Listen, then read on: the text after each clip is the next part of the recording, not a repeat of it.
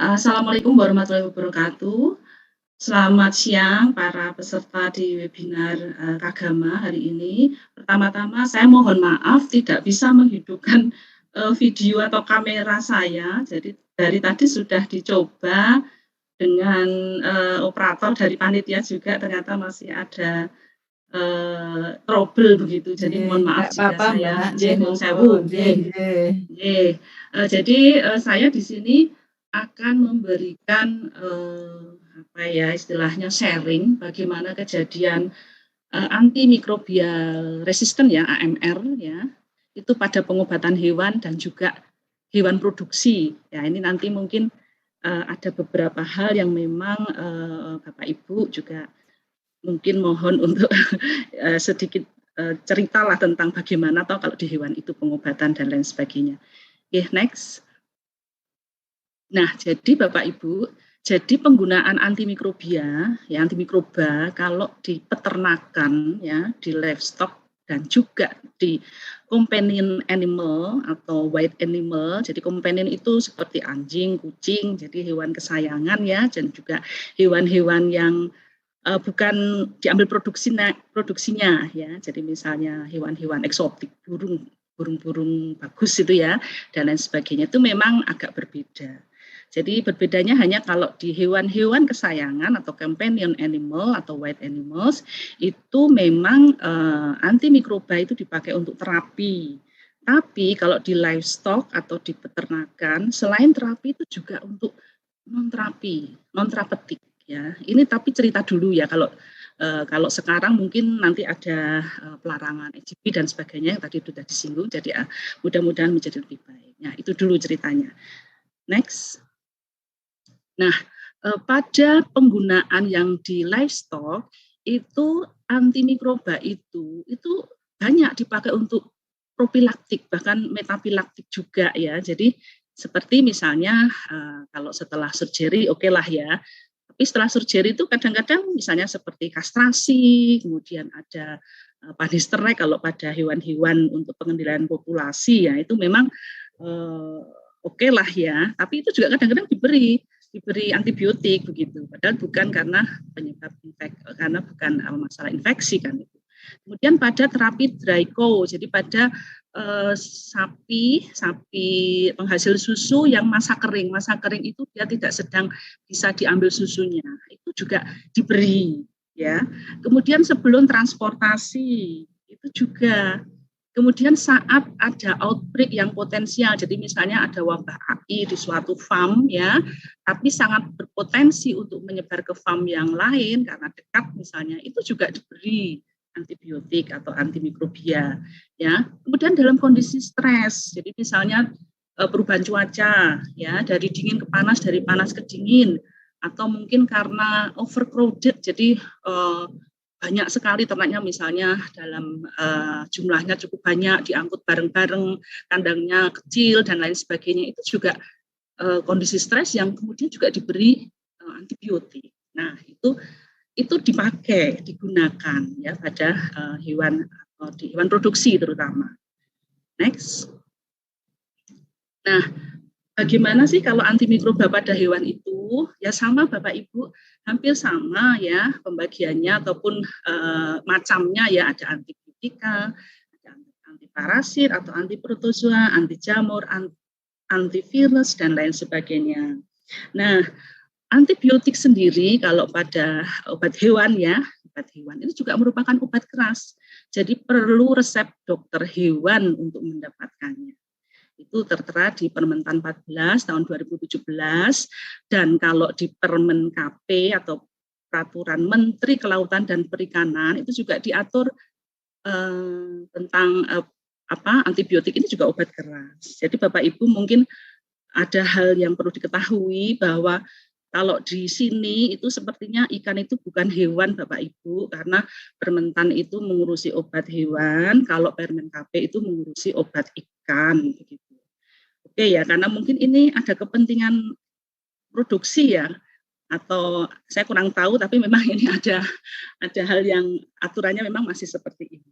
Jadi ada aturan untuk obat hewan di Permentan dan ada aturan untuk obat ikan di Permen KP.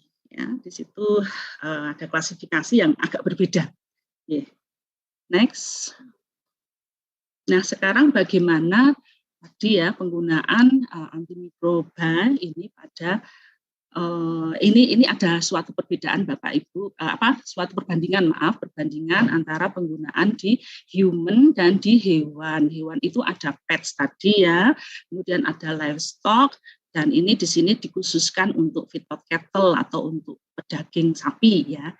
Jadi ini kira-kira seperti ini penggunaannya. Ini saya ambil dari satu laporan di Canadian ya, Kanada. Ini tahun 2016 ya. Di sini adalah obat-obat ataupun jenis antimikroba yang golongan 1, 2, 3, 4. Mungkin tadi kalau di sini lini 1, lini 2 atau mungkin tadi ya yang aware tadi ya, saya mohon maaf kalau saya salah, tapi memang ada pengkategorian di sini. Nah, ini di sini yang di human itu memang seperti ini ya. Jadi ini yang very high important, yang kedua, dan ini yang ketiga. Kemudian pada pets itu ternyata ya sama Bapak Ibu, yang dipakai itu ya di sini yang terkategori di satu ini atau very high important. Dan kemudian yang berikutnya yang kedua, nah ini kalau di pets hanya 2 saja golongan. Kalau yang di livestock atau yang di peternakan ya secara umum itu seperti ini. Jadi yang banyak itu yang medium important dan low important di sini. Kemudian disusul yang high important dan di sini. Dan yang kategori very high yang sedikit sekali. Di feedlot ini yang paling banyak memang yang low important. Ya, ini karena apa seperti ini? Ini saya rasa penggunaannya karena aturannya ini sudah jadi satu. Jadi mungkin ya, jadi kategori ini juga berlaku untuk semua spesies, maksudnya human dan juga hewan, sehingga kemudian diatur agar tidak banyak atau tidak terlalu. Jadi kalau yang untuk manusia itu untuk manusia saja, yang untuk hewan itu untuk hewan saja begitu. Jadi kalau yang untuk hewan, terutama yang livestock yang dikonsumsi manusia, itu di sini kebanyakan memang yang low important. Nah ini, jadi ada hal-hal seperti ini. Next, mungkin data lagi juga. Nah ini Bapak Ibu, Amerika Serikat itu termasuk yang banyak menggunakan antimikroba untuk keperluan farm animal atau untuk livestock ya, farm animal itu sangat tinggi. Ya. Bahkan di sini saya juga kaget juga waktu melihat data ini. Ini WHO 2015 ya, ada laporan ini dari beberapa ini ya, badan ini ya, itu ternyata yang human itu sedikit sekali. Jadi yang banyak itu memang penggunaannya pada farm animal atau livestock. Ini yang pet, yang hewan kesayangan. Ya, seperti ini. Kemudian dibandingkan dengan negara-negara di dunia, ini terutama negara di Eropa ya, itu memang Amerika itu sangat tinggi sekali penggunaan antimikroba yang dipakai untuk produksi farm animal. Ya. Jadi untuk farm animal itu sangat banyak. Nah ini ada juga sebenarnya kalau di dunia nanti China itu juga cukup tinggi menggunakan antimikroba pada farm animal atau pada livestock. Next. Nah ini data yang lain lagi ya, tahun 2017 ini di UK ya, di United Kingdom itu memang kalau kita lihat ini yang untuk manusia ya itu sekian, dan ini yang animal, yang di sini ini yang food producing animal, jadi yang di farm animal, jadi penyebutannya bisa food producing animal, farm animal atau livestock ya, jadi yang memang diambil hasilnya baik itu dagingnya, kemudian susu, telur, ya, dan sebagainya. Nah ini di sini 55% ini dipakai di manusia, itu tahun 2013 dan 2017 juga lebih tinggi, ya, tapi di livestocknya sudah berkurang. Ya. Kemudian kalau di Amerika ini tahun 2017 ya, itu juga terlihat sudah mulai berkurang dibandingkan dengan yang data sebelumnya tadi yang 2015 itu dia jauh lebih tinggi penggunaannya pada farm animal ya. Nah, ini sudah mulai turun, jadi tinggal sekitar 65%. Ya, kalau tadi kan mendekati 80-an%, ini sudah mulai turun. Ya, ini saya rasa ada dampak dengan EGP tadi, dari pelarangan antibiotik untuk growth promotor atau untuk pemaju pertumbuhan. Ya, ini gambarannya seperti ini. Next. Nah, ini lagi-lagi kalau ini kita bandingkan dengan yang ada di dunia lah ya. Ini memang, nah ini China ini cukup banyak sekali menggunakan antimikroba ya, kemudian untuk livestock ya, dan biasanya livestock itu untuk non terapeutik Bapak Ibu, ya untuk non terapeutik. Jadi sebagai EGP tadi, ya. Ini sekian, kemudian di US sekian, Brasil sekian, dan negara selain ini itu sekian. Ini data di Indonesia ini kita belum mendapatkan, mohon maaf. Jadi untuk surveillance yang penggunaan antimikroba pada hewan ataupun livestock itu memang kami masih sangat sulit untuk mendapatkannya yang skala nasional. Ya, seperti ini. Ini yang tadi yang di USA ya, yang sekitar 70% di USA sendiri. Next. Nah, bagaimana kondisi di Indonesia? Tadi sudah saya katakan bahwa data penggunaan antibiotik ataupun antimikroba itu memang masih belum bisa kami dapatkan secara skala besar ya. Jadi kalau laporan-laporan misalnya di suatu wilayah regional itu memang ada dari penelitian-penelitian yang masih skala kecil ya, itu memang sudah ada. Tetapi kalau secara keseluruhan memang kami belum mendapatkan, belum ada yang survei ini di hewan. Kemudian bagaimana dengan jumlah obat manusia dan jumlah obat hewan dan juga obat ikan ya? Kalau kita melihat ya, memang sepertinya banyak sekali obat hewannya, obat manusianya dibandingkan obat hewan atau obat ikan sih. Jadi produksinya, mereknya itu kan memang obat manusia sangat banyak ya, saya rasa begitu. Dan obat hewan juga belum banyak ya. Tetapi ada penggunaan extra label, ini sering dipraktekkan pada pengobatan pada hewan, yaitu penggunaan obat selain di luar label, jadi obat manusia yang dipakai pada hewan begitu. Jadi kalau tidak ada ya pakai obat manusia, karena memang itu bisa didapatkan ya. Next. Untuk extra label sendiri yaitu pemakaian obat di luar indikasi ya, termasuk juga di hewan itu kan spesiesnya kan banyak ya. Jadi kalau yang golongan besar saja tadi ada farm animal ya, ada hewan besar, farm animal hewan produksi, dan juga ada pet animal atau exotic animal. Itu biasanya juga ada obat yang memang diperuntukkan untuk ruminan misalnya, atau pada pet animal misalnya ya, itu nanti dipakai pada farm animal, dan bolak-balik itu kadang-kadang dilakukan. Jadi ekstra label. Mengapa demikian? Karena memang kadang-kadang belum tersedia formulasi obat hewan tertentu. Jadi misalnya butuh salep mata misalnya pada sapi, nggak ada. Yang ada itu pada hewan kesayangan, anjing atau kucing, ya sudah dipakai saja obat itu pada sapi. Padahal nanti kalau secara farmakokinetik itu ada bedanya. Jadi antara penggunaan pada sapi sebagai hewan ruminansia ya, dan pada anjing sebagai hewan karnivor misalnya begitu, atau kucing, itu sebenarnya ada bedanya. Tapi ya itu tadi karena keterbatasan. Kemudian sering menggunakan obat manusia karena ketersediaan obat hewan. Jadi sebenarnya terbatas hewan itu, tetapi karena penggunaan extra label bisa jadi memang penggunaan antibiotik, antimikroba itu juga besar. Jadi hewan-hewan itu juga pakai obat dari manusia. Jadi kalau secara informal itu sering cerita, dapat dari mana, beli di mana, di apotik. Loh kok bisa? Iya, ini obatnya udah nggak kepakai, katanya udah kadaluarsa, seperti itu. Ini cerita dari teman-teman ya, saya hanya cerita saja itu. Ya seperti itu Bapak Ibu, jadi seperti itulah jadi kondisi penggunaan ataupun ya tentunya ini ada kaitannya dengan AMR yang juga terjadi ya pada pengobatan di hewan. Yeah. Next.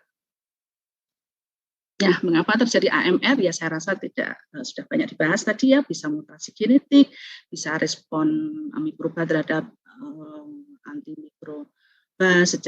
mikroba terhadap antimikroba secara seleksi, bisa karena dosis tidak sesuai, tidak dilakukan evaluasi terapi, kemudian penggunaannya sebagai imbuhan pakan, Bapak Ibu ya, ini nanti juga kita perlu aware dengan ini, tapi untungnya ini sudah dilarang sekarang ya. Dan untuk mengatasi infeksi sekunder ini juga masih sering dilakukan ya. Jadi ya itu tadi kalau habis operasi kemudian dikasih antibiotik, operasinya padahal operasi kastrasi misalnya begitu. Kastrasi itu kan kalau untuk pembatasan populasi kan sering ya kami lakukan pada hewan-hewan sayangan, anjing atau kucing. Itu juga mesti dikasih antibiotik ya, antibiotik di setelah post operatifnya itu ya. Itu selalu begitu padahal hewannya sehat sebenarnya. Kemudian terlambat merespon adanya resistensi, sehingga resistensi meluas menjadi multi-drug resistant dan superbug, mudah-mudahan tidak sampai superbug. Ya. Next. Nah, menurut Bapak Ibu, jadi kalau bagaimana bisa penyebaran jadi resistensi antimikroba ini pada hewan-hewan ternak itu ya karena memang tadi pengobatan atau penggunaan antibiotik sebagai imbuhan pakan itu dilakukan di sini di hewan ternak ya atau hewan produksi, kemudian lewat kotorannya ya, kemudian dipakai untuk pupuk ya, kemudian juga urin dan kotoran itu juga bisa mengkontaminasi pekerja ya, itu juga sangat mungkin ya sehingga terjadi penyebaran dari resistensi atau mikroba-mikroba yang sudah resisten ke manusia ya lewat ini tadi. Next.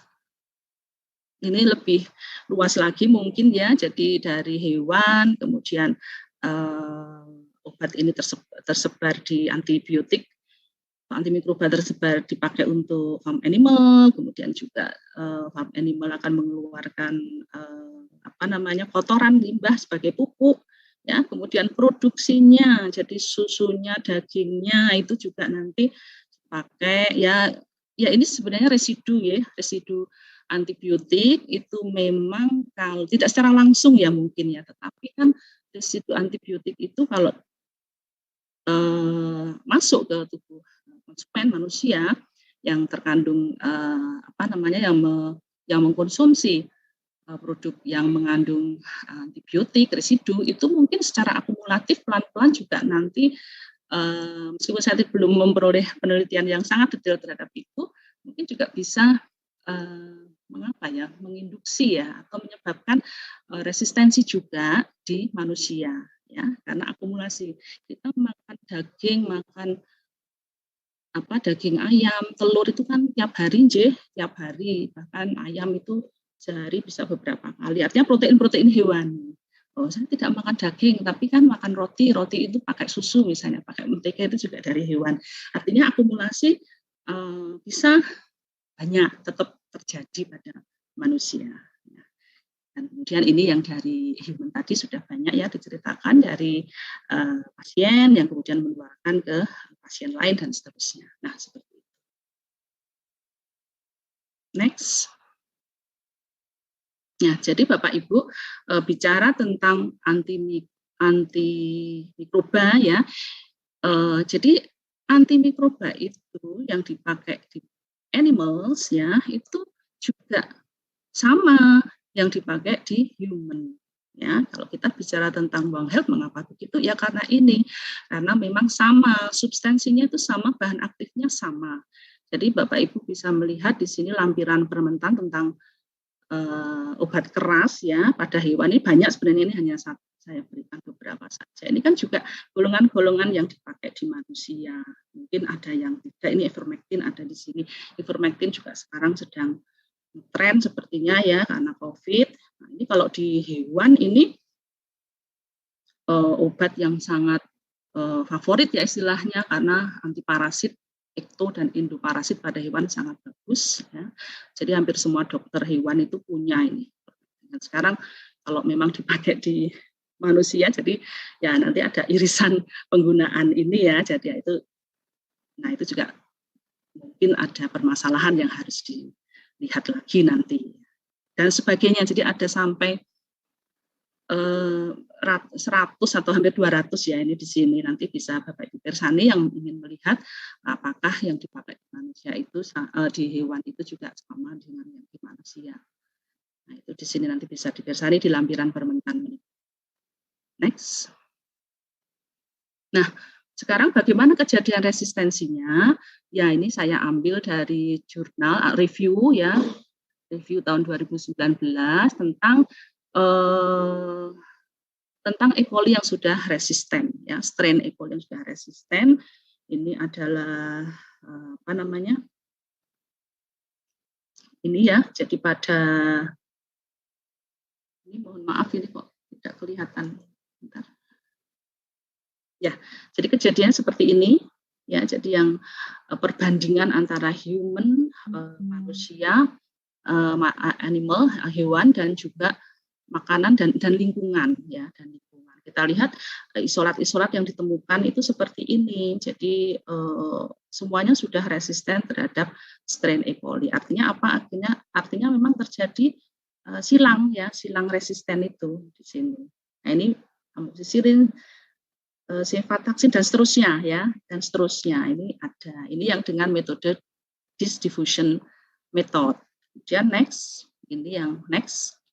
Yang next ini juga sama, ini hanya dengan MIC metodenya sama. Jadi yang di isolat human ya, isolat dari animal dan dari makanan atau lingkungan. Ternyata juga sudah tinggi di lingkungan, juga sudah tinggi. Ini ada nalidixic acid ya, di sini tinggi. Trimetoprim ya, ini di hewan ini termasuk obat yang lumayan populer juga ya.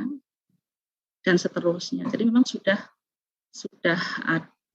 memang sudah ada resistensi di hewan, dan yang bisa juga dengan strain yang sama itu ternyata juga dijumpai di manusia. Ya. Next. Bapak Ibu, mengapa growth promoter dari sisi produksi ya, dari farm animal tadi itu antibiotik menjadi penting waktu itu ya, sebelum ada pelarangan, karena memang sangat efektif sebagai growth promoter atau feed additive yang memang menunjang keberhasilan produksi ya. Jadi growth promoter dalam hal ini tentunya termasuk antibiotik growth promoter itu bisa meningkatkan bobot karkas ya, atau bobot badan. Ini broiler contohnya ya, di hewan lain juga, di sapi juga begitu, dengan berlipat. Jadi kalau memang mau produksinya bagus ya waktu itu ya kasih aja EGP karena memang bagus. Mengapa harus gede-gede gini lah, orangnya kan nggak banyak, yang butuh makan juga banyak. Jadi kalau sisi farm animal itu karena produksi kebutuhannya dituntut banyak, sehingga dia para farmer ya, para pengusaha ini ya tentunya berusaha bagaimana memenuhi kebutuhan produksi untuk konsumen ya, itu. Next. Nah, kemudian setelah ada isu resistensi ya dan lain sebagainya, global, One Health dan sebagainya, muncul permentan ini yang permentan nomor 14 tahun 2017 tentang klasifikasi obat hewan, pelarangan EGP ya, kemudian juga pelarangan obat-obat tertentu pada ternak yang produknya untuk konsumsi manusia. Jadi sudah mulai diatur obat-obat yang enggak boleh dipakai pada ternak atau hewan yang produksinya untuk konsumsi manusia itu sedapat mungkin ada irisan, jadi untuk mengurangi resistensi silang dan lain sebagainya tadi. Ya, kemudian juga ada aturan tentang premix ya, atau pengaturan medicated feed, yaitu pencampuran antibiotik dalam pakan. Ini juga ceritanya panjang ya. Kalau pakan antibiotik dicampur di pakan itu kan kalau asal nyampur kan juga tidak bisa ya, karena dosisnya ya, ukurannya, takarannya kan menjadi sulit. Tapi kalau untuk hewan produksi kan banyak ya. Jadi kalau manusia kan yang namanya peresepan itu kan individu, tapi kalau di hewan itu misalnya mau mengobati ya ayam jumlahnya 50.000, 100.000, 400.000 misalnya ya, ribuan ya, itu kan susah sekali kalau harus dikasih satu-satu. Jadi akhirnya ada aturan untuk itu tadi pengobatan populatif. Gitu. Next. Nah, menika kemudian akhirnya salah satu langkah yang paling banyak dilakukan sekarang adalah mengganti ya antibiotik ya atau EGP pada peternakan, yaitu dengan cara memberikan probiotik ya, prebiotik dan lain sebagainya, sumber-sumber lain selain antibiotik. Sekarang penelitian-penelitian di kami itu akan berkisar ke sini. Jadi memang betul-betul mengurangi penggunaan antibiotik. Ya, baik itu terutama untuk EGP dan juga untuk terapi. Next. Nah, menika. Jadi ini ada sebelumnya Pak. Mohon maaf sebelumnya. Jadi menika adalah bagaimana langkah-langkah dari sektor agriculture atau pertanian, peternakan ya untuk memerangi ini antibiotik resisten ini, yaitu dengan memastikan penggunaan antibiotik dan antimikroba pada hewan adalah untuk mengontrol dan mengobati infeksi serta dalam pengawasan dokter hewan. Melakukan vaksinasi rutin ya, ini sebagai langkah mengurangi penggunaan antibiotik dan antimikroba serta mengembangkan alternatif yang tadi ya, jadi solusi terutama yang untuk EGP. Kemudian memacu dan menerapkan good practice dalam hewan produksi, dalam produksi dan penanganan bahan pangan asal hewan. Jadi memang akan manajemen yang baik, kemudian sanitasi, biosecurity yang baik itu akan lebih bagus ya, sehingga menghindarkan dari penyakit dan penggunaan antimikroba. Ini tadi ya, termasuk yang ini. Dan memiliki standar dalam pedoman diacu dan pedoman yang diacu dalam menggunakan antibiotik antimikroba. Jadi ada aturannya bagaimana cara menggunakan antibiotik atau antimikroba itu. Ya. Oke, next.